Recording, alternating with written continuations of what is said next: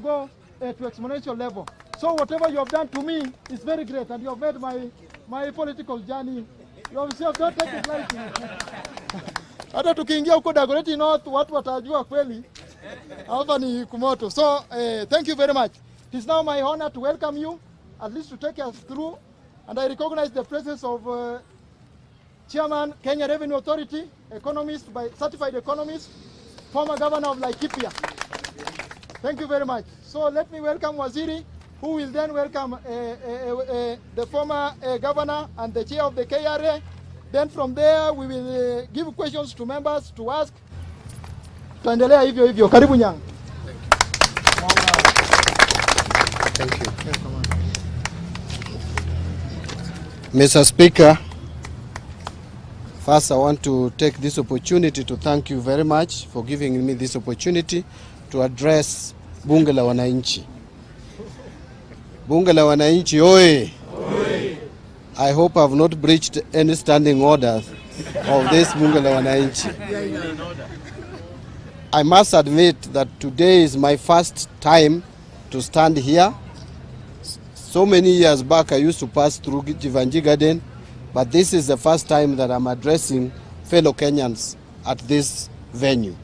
We are here with me is the chairman of Kenya Revenue Authority, the Honorable Nderitu Mureithi, who is also the immediate former governor for Laikipia County, who is also my friend. We worked with him in Azimio Economic Council. He was my chairman in Azimio Economic Council, where we were 4 of us. So we are people who have worked previously.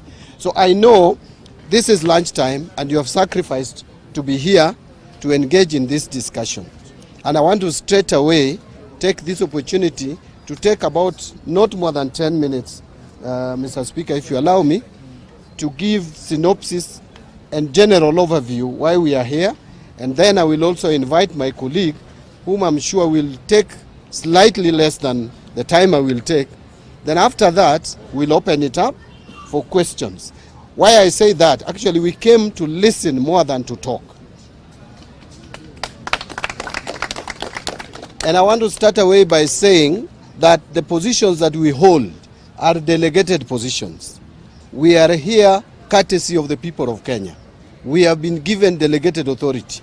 If it were possible, all Kenyans would be at the National Treasury signing documents and approving budgets or preparing budgets. But because it is not possible, a few of us would be privileged enough, courtesy of the people of Kenya, to sit in those offices. When we sit in those offices, therefore, duty calls on us to be accountable to the people of Kenya.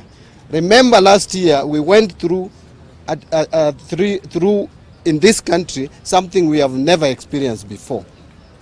We almost had a civil unrest in this country. Why? Because there was perception among Kenyans that they were not being listened to, that nobody was prepared to give them a listening ear. We must do things differently. We must learn. We have learned.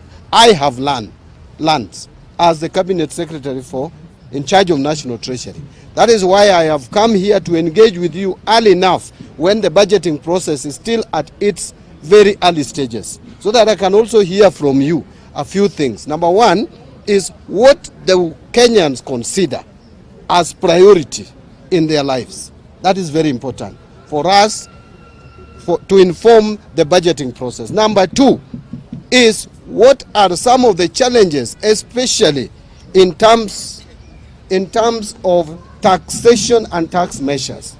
When you talk to Kenyans now, what is in the lips of everybody is that we are being overtaxed, and that the resources that we give the government, we don't see the value, that services are not being rendered.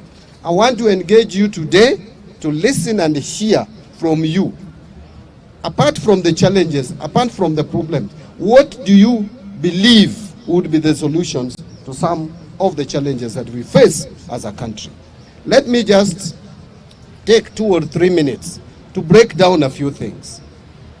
When this government took over in 2022, there were a lot of challenges. One of them, and which is very critical, is the issue of public debt and debt servicing costs. This government took over at a time when budget deficit, as per the budget estimates of 2022-23, was 925 billion shillings, which is almost $1 trillion. Imagine an economy like Kenya borrowing a quarter of its budget every year to finance its activities. Number two, this government took over when already the government was showing signs of defaulting in paying Eurobond. I'm sure you are aware of this, which almost caused economic meltdown in this country. The shilling traded to 160 per dollar because of the signals that was sent to the economy that the government was going to default. And so, and the window had been closed at that time. So that default, even though we avoided it, we must make sure, because going forward, some of you have heard me mention that Kenya, we will only have a breathing space between 2034 and 2048. Why do I say so? Because in 2027, there is going to be a Eurobond